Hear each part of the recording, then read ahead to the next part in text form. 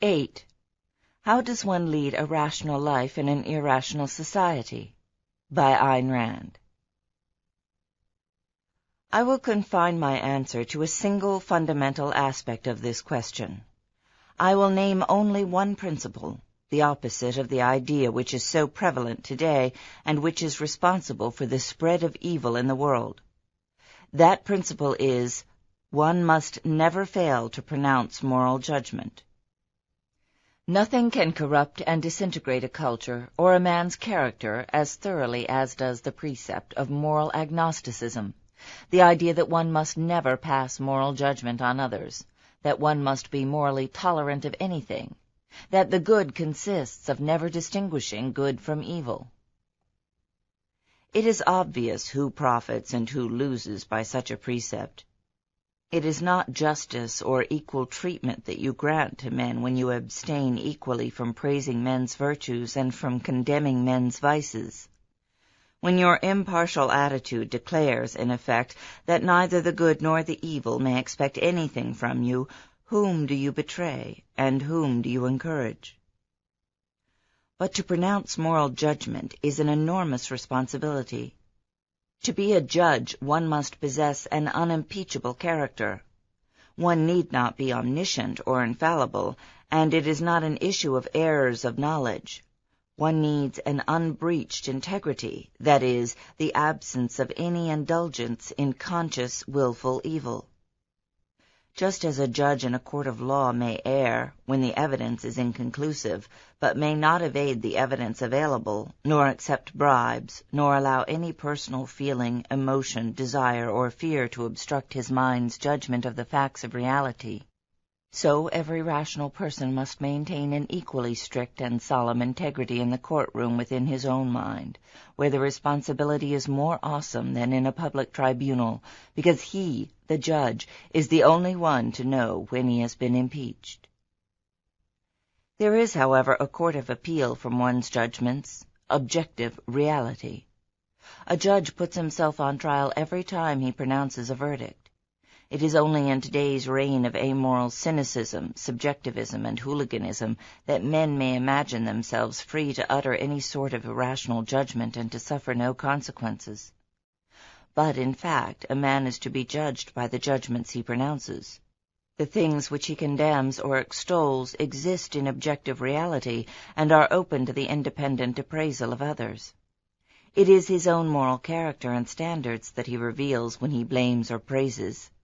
If he condemns America and extols Soviet Russia, or if he attacks businessmen and defends juvenile delinquents, or if he denounces a great work of art and praises trash, it is the nature of his own soul that he confesses. It is their fear of this responsibility that prompts most people to adopt an attitude of indiscriminate moral neutrality. It is the fear best expressed in the precept, "Judge not, that ye be not judged." But that precept, in fact, is an abdication of moral responsibility. It is a moral blank check one gives to others in exchange for a moral blank check one expects for oneself. There is no escape from the fact that men have to make choices. So long as men have to make choices, there is no escape from moral values. So long as moral values are at stake, no moral neutrality is possible. To abstain from condemning a torturer is to become an accessory to the torture and murder of his victims. The moral principle to adopt in this issue is, judge, and be prepared to be judged. The opposite of moral neutrality is not a blind, arbitrary, self-righteous condemnation of any idea, action, or person that does not fit one's mood, one's memorized slogans, or one's snap judgment of the moment. Indiscriminate tolerance and indiscriminate condemnation are not two opposites, they are two variants of the same evasion. To declare that everybody is white, or everybody is black, or everybody is neither white nor black but gray, is not a moral judgment, but an escape from the responsibility of moral judgment. To judge means to evaluate a given concrete by reference to an abstract principle or standard. It is not an easy task. It is not a task that can be performed automatically by one's feelings, instincts, or hunches. It is a task that requires the most precise, the most exacting, the most ruthlessly objective and rational process of thought. It is fairly easy to grasp abstract moral principles. It can be very difficult to apply them to a given situation, particularly when it involves the moral character of another person. When one pronounces moral judgment, whether in praise or in blame, one must be prepared to answer why and to prove one's case, to oneself and to any rational inquirer. The policy of always pronouncing moral judgment does not mean that one must regard oneself as a missionary charged with the responsibility of saving everyone's soul, nor that one must give unsolicited moral appraisals to all those one meets. It means, A, that one must know clearly, in full, verbally identified form, one's own moral evaluation of every person, issue, and event with which one deals, and act accordingly. B, that one must make one's moral evaluation known to others, when it is rationally appropriate to do so. This last means that one need not launch into unprovoked moral denunciations or debates, but that one must speak up in situations where silence can objectively be taken to mean agreement with or sanction of evil. When one deals with irrational persons where argument is futile, a mere "I don't agree with you" is sufficient to negate any implication of moral sanction. When one deals with better people, a full statement of one's views may be morally required. But in no case and in no situation may one permit one's own values to be attacked or denounced, and keep silent. Moral values are the motive power of man's actions. By pronouncing moral judgment, one protects the clarity of one's own perception and the rationality of the course one chooses to pursue. It makes a difference whether one thinks that one is dealing with human errors of knowledge or with human evil. Observe how many people evade, rationalize, and drive their minds into a state of blind stupor in dread of discovering that those they deal with, their loved ones, or friends, or business associates, or political rulers, are not merely mistaken, but evil. Observe that this dread leads them to sanction, to help, and to spread the very evil whose existence they fear to acknowledge.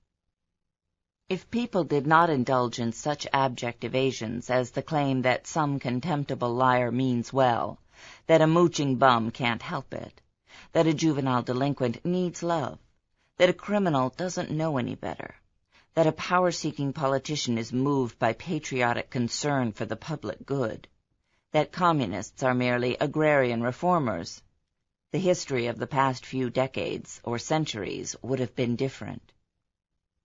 Ask yourself why totalitarian dictatorships find it necessary to pour money and effort into propaganda for their own helpless, chained, gagged slaves who have no means of protest or defense.